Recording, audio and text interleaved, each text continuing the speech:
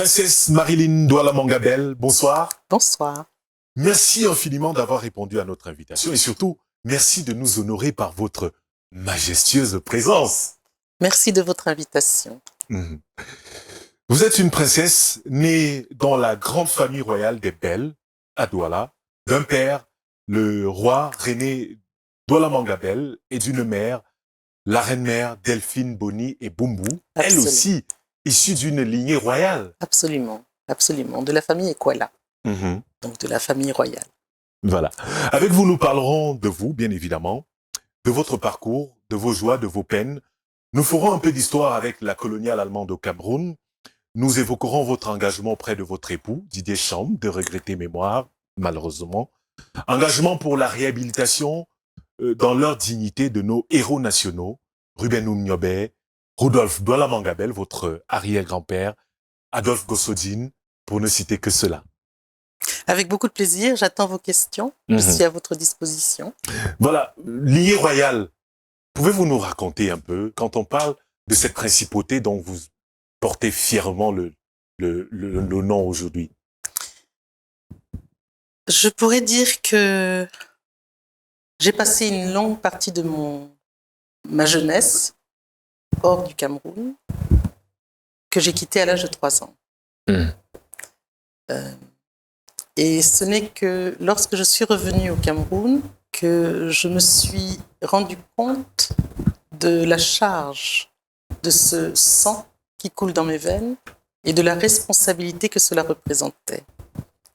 Être d'une famille royale, ça consiste en beaucoup de responsabilités, pas forcément dans la cour, pas forcément dans le village, mais dans l'environnement qui permet de reconnaître l'importance de cette famille qui est patrimoniale. Je ne l'ai pas choisie, mais je m'y suis installée avec beaucoup j'allais dire de plaisir, en tout cas avec la conscience de cette nécessité-là. La famille Douala Mangabel a toujours été, c'est l'histoire, une famille visionnaire. Mais malheureusement, une famille comme dans ce pays, notre Cameroun, qui ne réserve place d'honneur qu'aux hommes, une famille où les hommes qui ont régné depuis le XVIe siècle ici, sur cette côte camerounaise, chacun de ces hommes a été, chacun de ces rois, dans le lignage, a toujours été visionnaire. Celui qui a quitté le Congo pour venir s'installer ici a décidé de chercher une terre promise au XVIe siècle. Et ensuite, les uns après les autres, ils ont posé des actes systématiquement pour que le peuple dont ils avaient la charge soit placé là où il doit être et surtout responsable de l'amélioration des conditions de vie, responsable de la direction qu'il fallait prendre.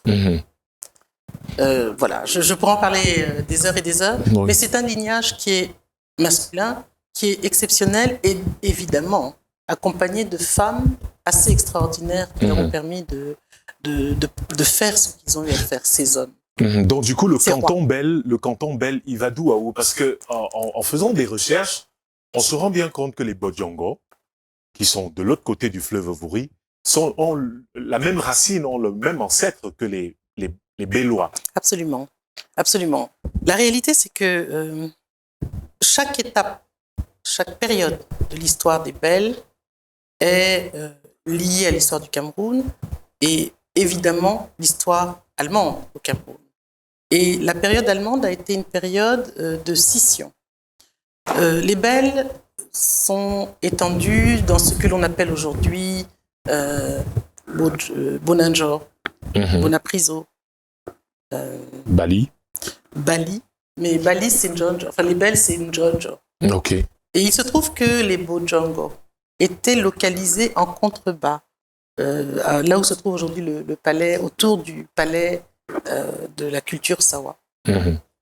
Lorsque les Allemands font leur plan d'urbanisme, ils bataillent et ils chassent les Bodjongo, qui vont s'installer là où ils avaient des terres de l'autre côté du fleuve. De l'autre côté du fleuve, à Bonapéry, voilà. À Bodjongo.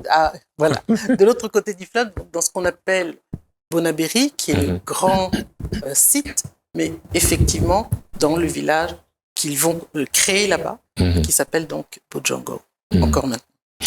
Après des études d'économie en France et la rencontre de celui qui deviendra quelques années plus tard votre époux, tous les deux vous décidez de retourner en Afrique, au Cameroun, vous vous installez. On vous aperçoit alors dans une entreprise où vous êtes stagiaire, une entreprise qui s'appelle Agrochim Procida, je peux me tromper. Oui, complètement. Mon retour au Cameroun est un retour... Une entreprise qui est plutôt... APICA, ça s'appelle APICA. Dans le domaine agricole, si je me trompe. Voilà. APICA, Association pour la promotion des initiatives communautaires africaines. C'est on appellerait ça ONG, c'est une structure qui travaille effectivement dans le monde rural pour faire de la formation, assurer un renforcement de capacité, comme on dit aujourd'hui, pour que les questions de développement, les questions d'aménagement de l'espace, les questions de conscience des individus qui forment le monde rural puissent être renforcées. En gros, APICA était une structure qui formait des animateurs ruraux, lesquels allaient accompagner les projets dans le monde rural. Et voilà, mais ce n'est pas mon premier emploi au Cameroun. J'ai commencé lorsque je suis rentrée au Cameroun, lorsque je me suis réinstallée définitivement.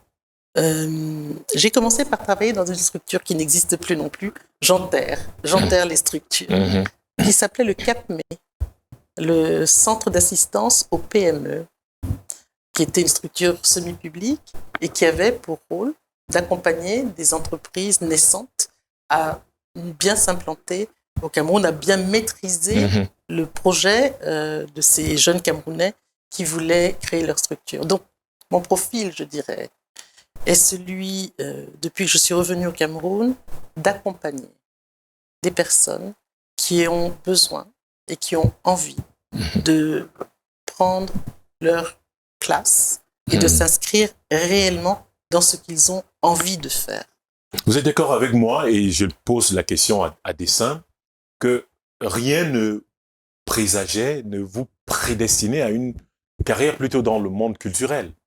Ah oui, absolument, ça, clairement. Parce qu'on parle de l'agriculture, après on parle du développement personnel, et puis on se retrouve un peu comme un cheveu dans la soupe, je vais dire. Alors, APICA n'était pas dans l'agriculture, mais dans le monde rural. Dans le monde rural, oui. Donc le mot culture, agri, n'est pas la fonction dans laquelle je me suis destinée dans un premier temps, dans laquelle je me suis épanouie dans un premier temps. Dans ma vie, il y a eu 2 hommes déterminants, mon père et mon mari. Mon père est la personne dont j'ai hérité de cette nécessité d'accompagner les personnes, de les canaliser pour que là où ils veulent aller soit. Mon père était un roi d'une très grande générosité et qui avait pour rôle d'arbitrer les conflits, avait pour rôle de mener la pirogue, avait pour rôle de donner non seulement de l'espoir, mais de la confiance aux personnes qui étaient autour d'eux. Et le deuxième homme de ma vie, c'est mon mari, Didier Chaube, qui m'a complètement fait rentrer, mais alors, les 2 pieds joints, dans le monde de l'art, avant la question culturelle, dans le monde de l'art, pour pouvoir faire émerger ici, à Douala, ville qu'il ne connaissait pas du tout, pays qu'il ne connaissait pas du tout, mais il est venu ici par amour. Et par amour, j'ai embrassé son amour de l'art, et c'est lui qui m'a initiée à tout ça. Okay. Mais nous étions un couple d'alliés. Lui défendait la question de la créativité, de l'art contemporain, et nous avons inventé l'art contemporain pour accompagner des personnes dans l'environnement et donc pour créer un espace culturel. l'art, pour nous, pour lui et moi, était une manière de stimuler un espace sociétal, un espace culturel. En 1991, Didier Chaube et vous décidez de lancer ce qui deviendra quelques années plus tard le référent, la plus importante galerie d'art contemporain de la ville de Douala, l'espace Douala Art. À une période assez cruciale, on est là les lendemains des villes mortes, 1990-1991, et la libéralisation des associations. On comprend que les débuts n'ont véritablement pas été faciles pour vous. Dans le monde de l'art et de la culture, ce n'est jamais facile. Il est vrai que nous avons initié un projet dans un désert culturel, dans un désert artistique. Je veux dire, quand je parle d'artistique là, je parle des arts visuels, des arts plastiques. Il y avait une profusion de chanteurs avec de merveilleux talents. Il y avait des hommes et femmes de théâtre avec beaucoup de talent, mais il n'y avait pas d'artistes contemporains. Donc, effectivement, avec Didier Chaube, nous avons traversé ces années de braise et nous avons décidé qu'il fallait donner une autre attribution à la rue que celle de la revendication frontale, mais donner à la rue faire de la rue un espace de dialogue. Et pour dialoguer, il faut avoir un sujet qui ne soit pas forcément un sujet de tension, mais qui soit un sujet de conversation, d'échange, quelquefois abrupt. Et donc, c'est la raison pour laquelle nous avons décidé de promouvoir de l'art dans l'espace public, art contemporain. Et la première œuvre qui a marqué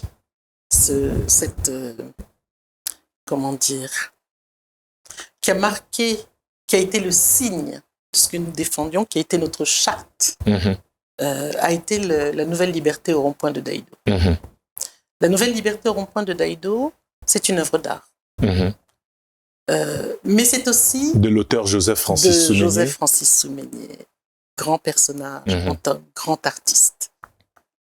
Et cette nouvelle liberté a été la première occasion qui a été donnée aux Camerounais, sur des sphères provenant de sphères très différentes, de s'emparer de cette œuvre pour dialoguer sur la question ethnique, sur la question économique et sur la question de la représentation, comment on se représente.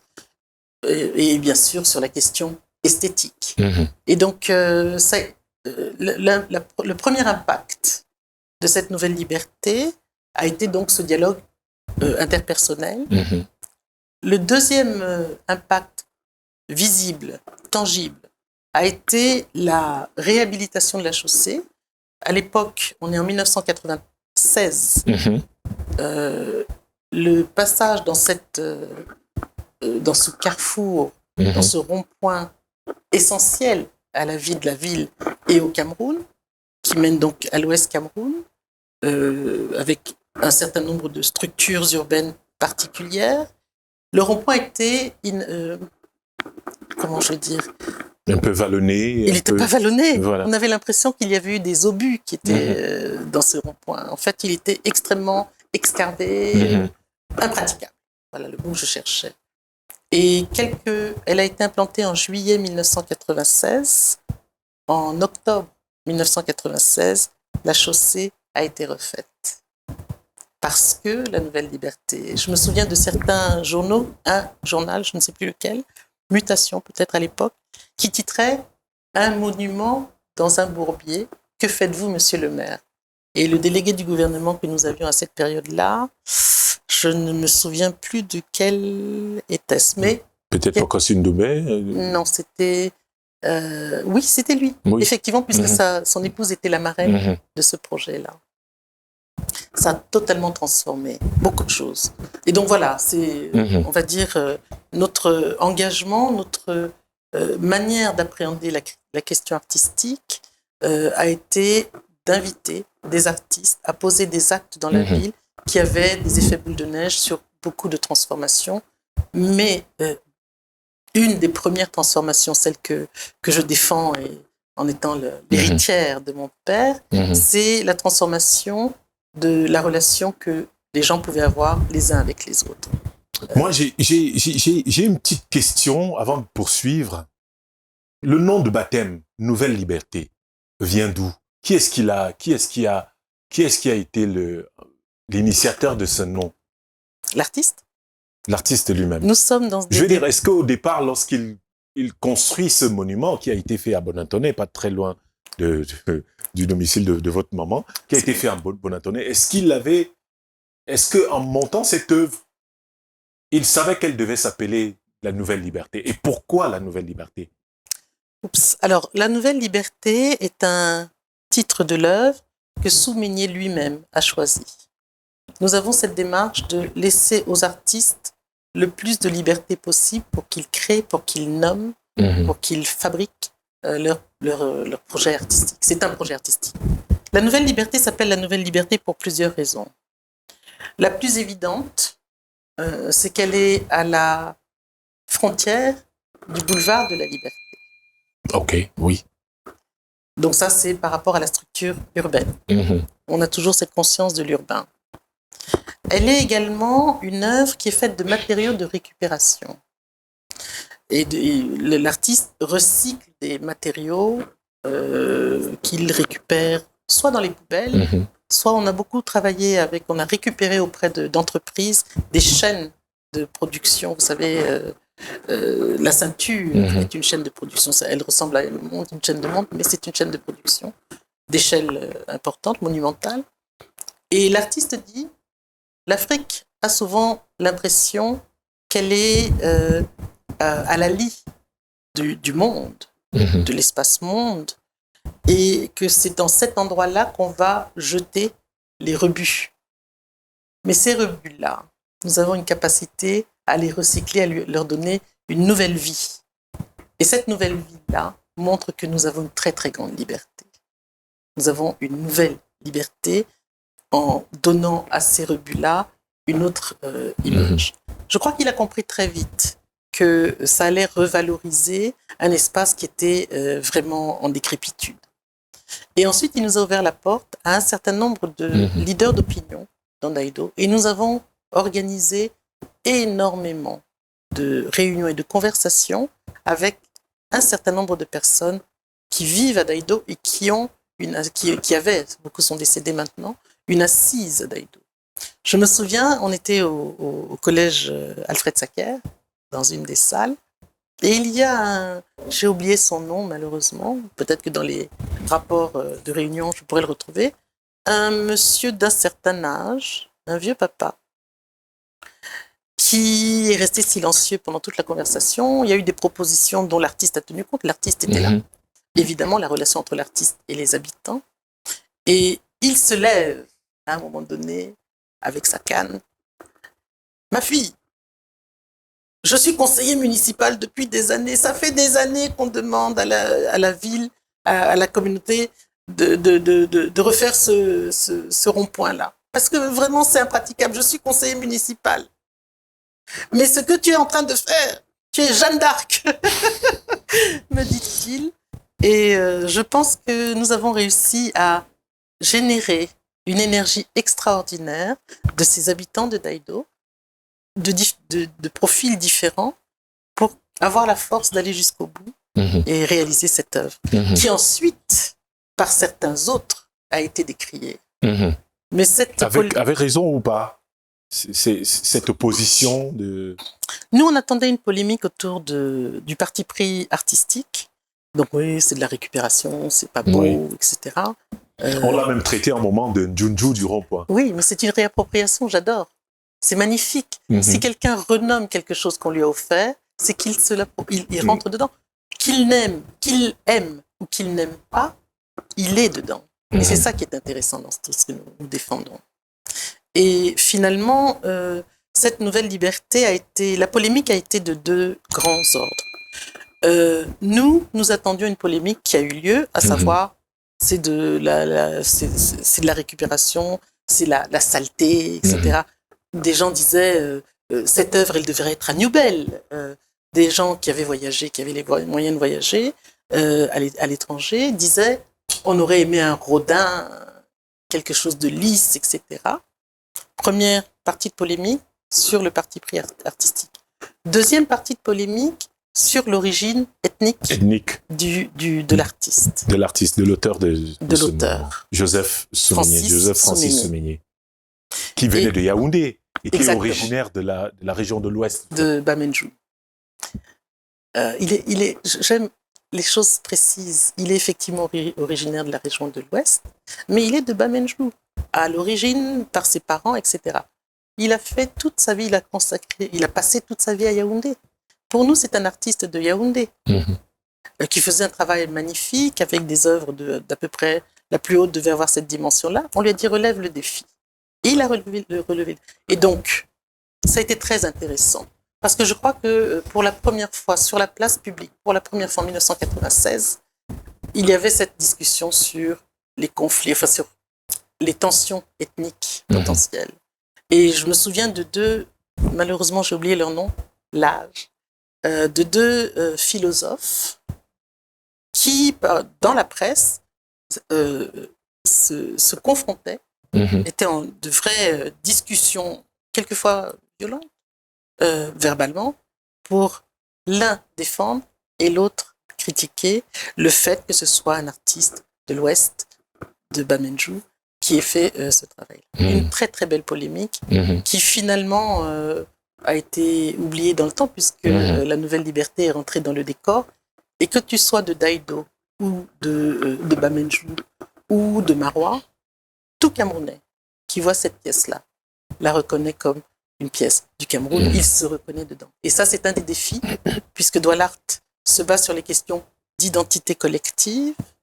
Il y a plusieurs identités communautaires, elles ont leurs droits, elles ont leur raison d'être. Moi, j'appartiens à une communauté, mais il y a aussi une identité collective, et quelle que soit l'identité communautaire, nous sommes tous Camerounais. Et la Nouvelle Liberté a réussi à nous reconnaître tous dans cette œuvre-là. Pas forcément à adhérer, mais se reconnaître. Princesse Marilyn Douala Mangabel, vous vous exprimez avec autorité en matière d'art, avec une résonance qui va au-delà même de nos frontières, la majestuosité et les pleins pouvoirs que vous avez su donner à cet art. Comment et pourquoi êtes-vous arrivé finalement dans l'art et qu'est-ce que ça vous apporte? J'ai grandi dans un univers où la question plastique, la question de la représentation visuelle n'existait pas. Au Cameroun, il n'y a pas de musée, ou si peu que, à l'époque, personne, aucun enfant grandissant ici ne pouvait accéder à ce genre d'espace. Mais j'ai grandi dans un univers culturel. Mon père était un auteur émérite. Il a écrit plusieurs ouvrages, des recueils de poésie. À l'époque, la télévision n'existait pas. On écoutait à la radio des histoires, des narrations extrêmement riches. Donc j'ai grandi dans un univers où l'attention était apportée à des petits détails ou à des éléments qui suscitaient l'univers. Donc j'avais quand même ce background-là. Mais quand j'ai rencontré mon mari, je n'avais aucune idée, vraiment, pas vraiment d'idée sur la question plastique.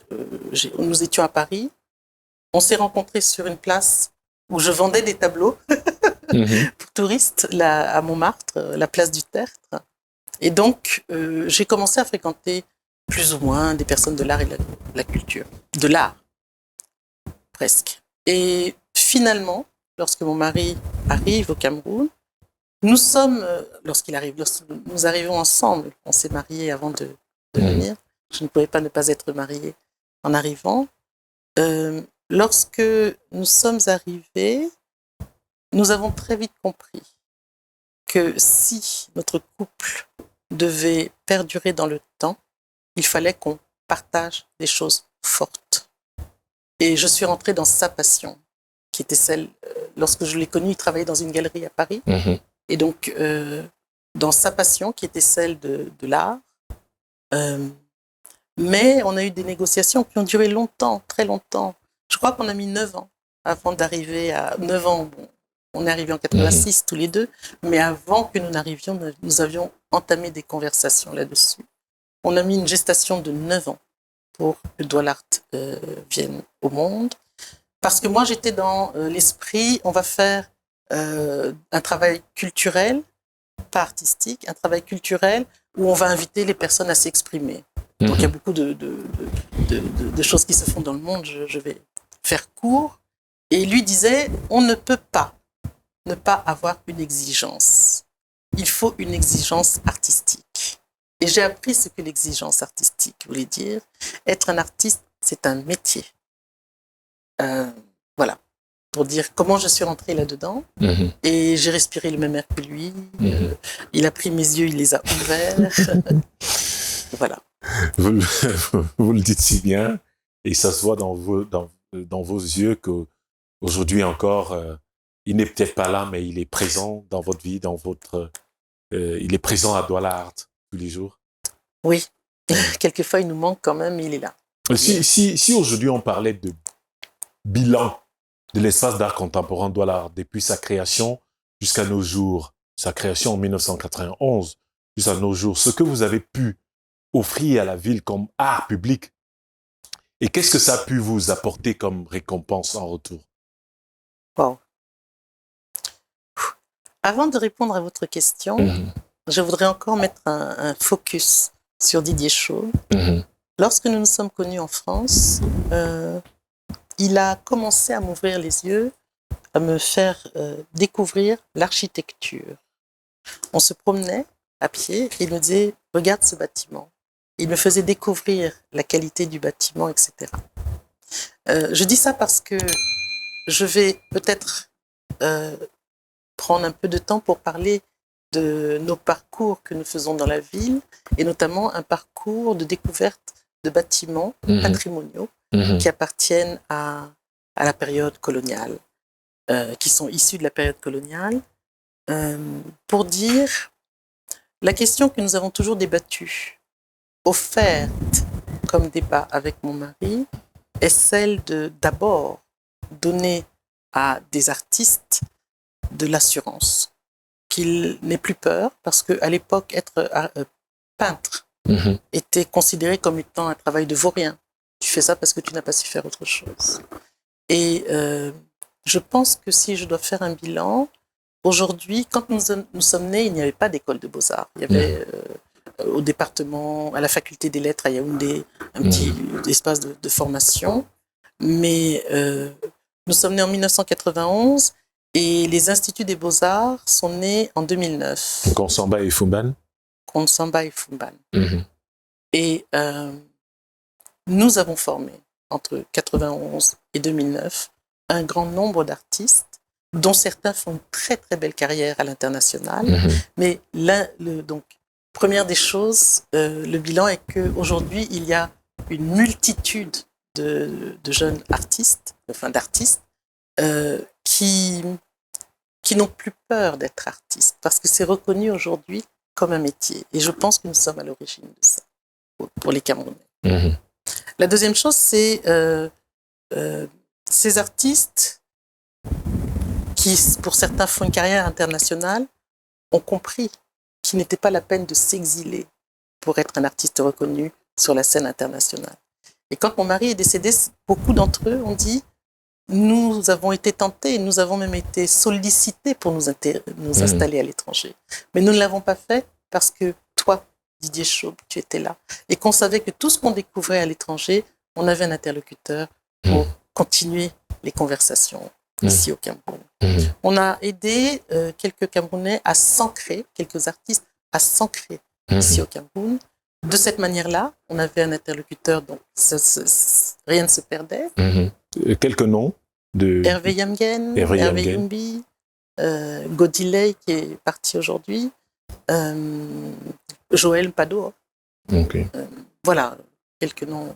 Évidemment, Coco Communier qui est un des pionniers de l'art contemporain au Cameroun, etc. Donc il y en a vraiment beaucoup. Blaise Bang Melu maintenant. Bon, bref. Un certain nombre d'artistes qui ont décidé de ne pas partir. Bang est parti, mais... Et l'ancrage que nous avons aidé que nous avons propulsé, on va dire. Et de cet ordre-là, mon cordon ombilical pour les artistes est enterré ici, donc c'est ici que je vais continuer. Mais l'autre ancrage est que mon mari me fait découvrir que 99,9% des artistes peignent des paysages, ils reproduisent le quotidien avec brio, et chaque œuvre a son identité, l'écriture de l'artiste, mais ils ne travaillent pas pour parler aux Camerounais, ils travaillent pour vendre et que ça parte comme œuvre exotique. Nous avons sorti les artistes de leurs ateliers. Nous leur avons dit, regardez autour de vous et faites-nous découvrir notre Cameroun. Faites-nous découvrir, selon votre sensibilité, l'environnement dans lequel on évolue. Et ça, c'est le deuxième ancrage. Qui est, voilà. Je pourrais vous poser des questions qui peuvent m'emmener très loin, mais les premiers éléments de bilan que je vous propose sont ceux-là. Nous sommes dans l'espace d'art contemporain Douala, on va y rester. Pour parler de la sélection des œuvres qui y sont exposées, quels sont les critères que vous utilisez pour évaluer la qualité et la pertinence d'une œuvre ou alors d'un artiste pour l'intégrer dans vos collections, dans votre galerie? Il n'y a pas de critères très écrits. La première des choses, c'est évidemment un dialogue entre l'artiste et nous, et le travail, quelle que soit la qualité du travail que ce jeune homme ou cette jeune femme nous apporte, doit être en cohérence, doit être sincère et en cohérence avec ce qu'il défend. Nous avons en ce moment une artiste en résidence. Elle est en train de grandir, mais au début, son travail était très immature. Donc, ce n'est pas la maturité du travail qui nous intéresse, c'est la sincérité de l'artiste et la cohérence, quelle que soit l'adresse ou la maladresse de réalisation.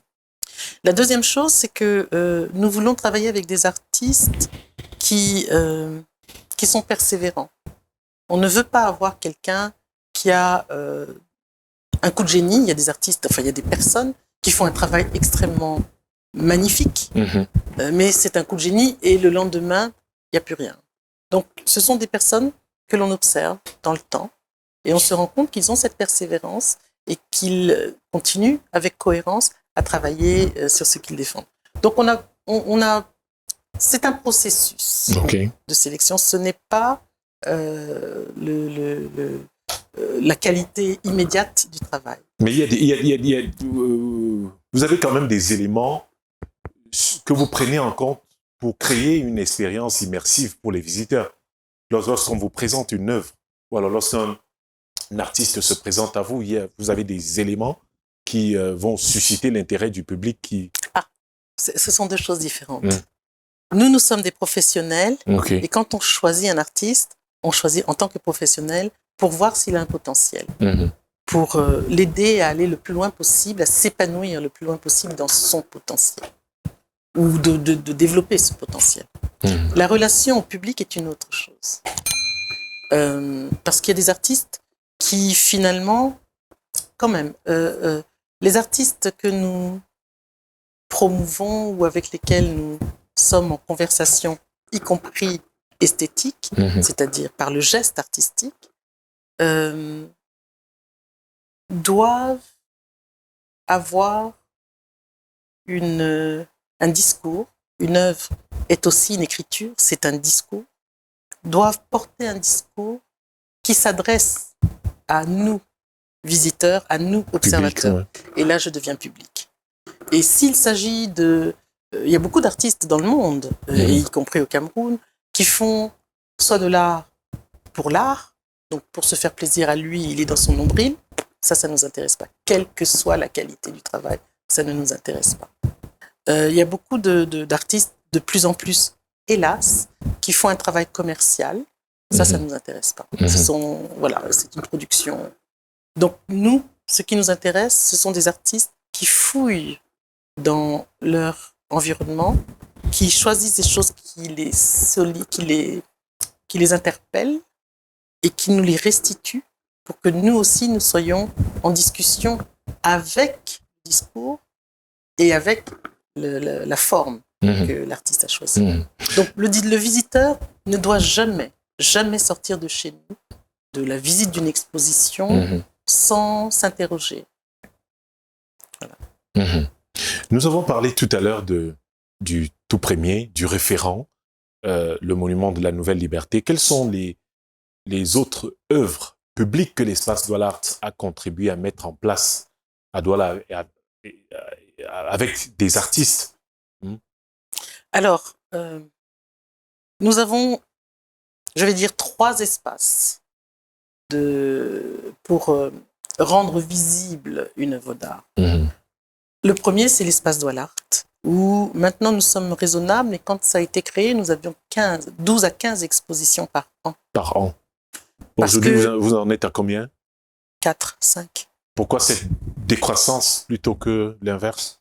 Parce que, deuxième espace de travail, c'est l'espace public. Okay. C'est la Nouvelle Liberté, c'est la colonne Pascal à Chelles-New-Belle, on l'appelle. Ah, ça s'appelle la colonne Pascal, là où il y a des assiettes de grand-mère qui ont empilées disparu. les unes sur les autres. C'est une œuvre qu'il a créée dans le cadre d'un festival que nous manageons, comme on dit, que nous gérons, qui s'appelle le Sud Salon Urbain de Douala. Et le thème de l'année où cette œuvre a été créée, c'est l'eau et la ville. Et lui, Pascal Martin Taillou, qui est un des grands noms de l'art contemporain africain dans le monde, il est dans toutes les grandes collections. Pascal Martin Taillou a décidé de se référer à ces mamans qui, dans ces marmites-là, gardaient un peu de nourriture et surtout de l'eau. Quel que soit le visiteur, mon fils, avant de partir, prend un petit verre d'eau. Et ça conservait l'eau, il n'y avait pas de frigidaire à l'époque. La colonne Pascal, vous avez Ndjemoye au dernier poteau. Kilomètre 5, voilà. Dernier poteau vers Saint-Michel. Voilà, exactement. Et ça s'appelle comment, vous avez dit? Ndjemoye. Qui signifie en Douala? C'est quoi ça? C'est quoi ça? D'accord. Qu'est-ce que ça veut dire? Ndjemoye. Et c'est l'artiste Coco Comenye qui a grandi là. Et la ville s'arrêtait à cet endroit-là. Okay. Mais le troisième espace, c'est celui du quartier, là où les gens vivent. Okay. Et là, nous avons offert, par exemple, un amphithéâtre dans un quartier où le sol était en train de s'ébouler, au-dessus d'une source d'eau émergente. L'artiste a créé un amphithéâtre qui empêche les maisons de s'écrouler et qui permet d'accéder à l'eau de façon saine. C'est le théâtre Source Didier Chaube, puisqu'après le départ de Marie, les habitants ont voulu l'honorer. Voilà. Et nous avons offert, on va dire, il y a eu le jardin sonore à Bonamti, d'Aïdo, le théâtre Source, il est à Ndokpassi, Bloc Source, etc. etc. Nous avons fait une centaine d'œuvres et d'événements artistiques, parce qu'en même temps que nous offrons des œuvres, au moment où on les inaugure, il y a des performances et des choses comme ça. Est-ce que vous avez l'intention de couvrir d'autres villes du Cameroun ou votre truc, c'est de rester uniquement dans la seule ville de Douala? Pour ce genre de choses, seulement la ville de Douala, parce qu'il faut connaître le milieu dans lequel on évolue. Mais par contre, dans les autres villes du Cameroun, nous éveillons la jeunesse à la création en faisant circuler une exposition qui s'appelle La naissance du Cameroun. C'est pas l'exposition qu'on est en train de présenter ou de monter au Palais de la Culture Sawa en ce moment. C'est l'ancêtre. C'est une exposition qui circule dans des établissements scolaires, dans des villages, qui montre Camerounstadt, c'est-à-dire la ville de Douala et les premiers combats qui sont à l'origine de notre grand territoire. Et au cours de la présentation de cette exposition strictement documentaire, nous organisons des ateliers de peinture pour que les jeunes qui visitent cette exposition puissent nous restituer par la peinture, par le dessin, ce qu'ils ont compris de cette exposition.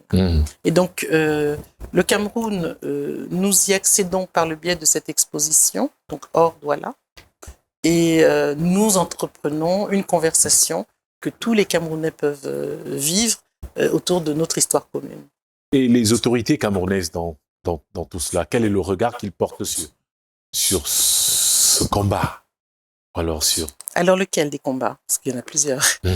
Sur quel combat? La réhabilitation des héros. Le combat que je mène. Oui, le combat que vous menez. Que Douala mène.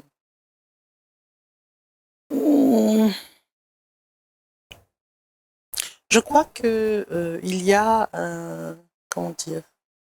une adhésion à ce travail-là. Il y a une très forte adhésion, d'autant plus que ce que nous, Douala, défendons, c'est la paix. Et si on est en paix avec un certain passé, on doit créer les conditions de paix dans le présent. En ce moment, je vous parle, je suis en train d'accueillir une exposition d'importance que j'ai fomentée avec un musée d'Allemagne. Cette exposition s'appelle « Il était une fois la naissance du Staat Cameroun ». Elle va être ouverte autour de la commémoration de Rudolf Douala Mangabel dans quelques jours, la semaine prochaine. C'est une exposition qui est beaucoup soutenue par le ministère des Affaires étrangères allemand, d'Allemagne. Et pour pouvoir faire en sorte que cette exposition arrive ici, j'ai rencontré, il y a longtemps maintenant, le Premier ministre qui m'a dit « C'est très intéressant ce que vous faites, mais faites attention, vous êtes en train de travailler sur la relation entre deux pays alliés, ne créez pas de désordre entre ces deux pays. » Donc il y a une caution. Parce qu'en Allemagne, tout ce qui a trait à la réhabilitation est en cours. Il y a même, ça a même atteint des sommets extraordinaires, puisque la ministre des Affaires étrangères est venue dire ici, des Affaires étrangères allemandes, est venue lire un discours qui a été diffusé, que la mort, la pendaison de Rudolf Douala Mangabel était injuste, que le gouvernement colonial qui avait cautionné cette exécution était un gouvernement qui travaillait en dépit du respect des droits de l'homme. Donc c'est voilà. Donc tout ce travail que je porte a abouti à ça et aujourd'hui est en train d'être un travail qui permette de dire que nous sommes tous Camerounais et que le modèle que Rudolf a proposé est un travail où tous les Camerounais doivent se reconnaître. Parce que chacun a sa personnalité, son identité, mais nous créons quelque chose de neuf. Nous créons les Allemands. L'administration coloniale allemande, la domination coloniale allemande nous a forgés dans le Cameroun que nous sommes aujourd'hui.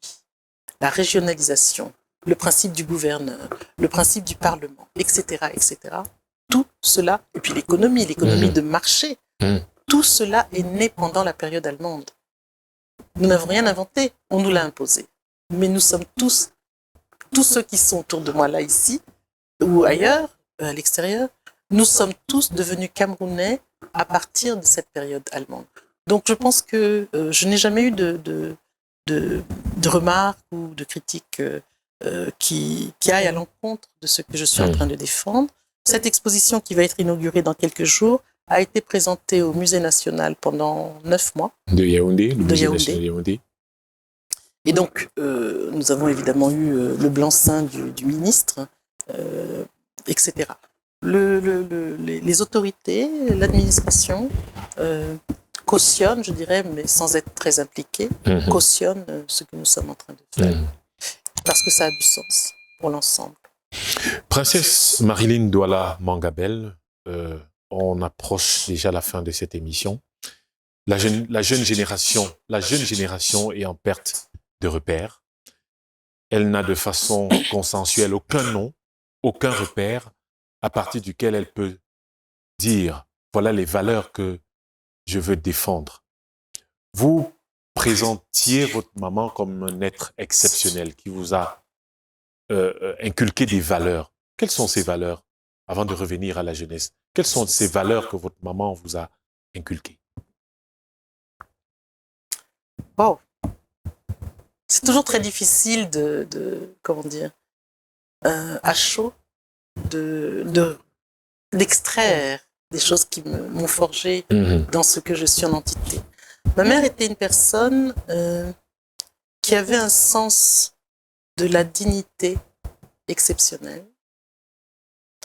Elle avait une autorité naturelle pour le bien des autres, mais ne jamais se laisser marcher sur les pieds, tout en respectant l'autre. Elle disait souvent, la liberté de l'un s'arrête au moment où commence celle de l'autre. Exactement. Et elle était une personne très respectueuse des valeurs traditionnelles que je revisite. J'ai eu la chance, grâce à ma mère, d'avoir le courage, encore une valeur, d'interroger mon père sur qu'est-ce que sont les traditions.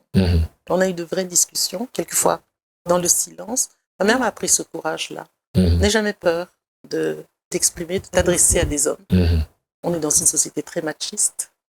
Et ma mère m'a appris ça, la dignité, le courage, la ténacité. Voilà. Cette dignité, ce courage et cette ténacité dont vous avez bénéficié de votre génitrice, nous voulons qu'aujourd'hui vous puissiez la partager avec ceux et celles qui nous regardent. Ils sont des millions de jeunes, comme je l'ai dit, à la recherche d'un leader, d'un leadership qu'ils n'ont toujours pas. Il est de coutume dans cette émission que nous donnions l'opportunité à notre invité de s'adresser à cette jeunesse qui rêve. Une jeunesse en quête de repères, une jeunesse à la recherche d'un leadership pour se projeter vers l'avenir. Des jeunes qui ont choisi, comme vous, peut-être de l'art, qui veulent être artistes, ou des jeunes tout court. Quel sera le message? Un message fort, un message qui restera pour la postérité, venant de la lignée royale que vous représentez ici ce soir. Vous allez regarder cette caméra et vous allez vous adresser donc à cette jeunesse. Je vous donne 2 secondes pour vraiment vous concentrer parce que ce message restera dans les annales.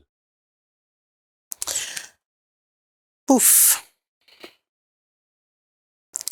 Si je dois dire une chose à la jeunesse camerounaise, c'est que vous êtes les seuls à pouvoir créer votre propre avenir ici et maintenant.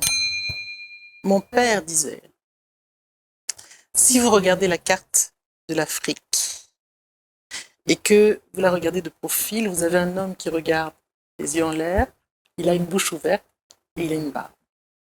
Le Cameroun est à l'hypophyse de l'Afrique. Le Cameroun est un point d'énergie de ce continent.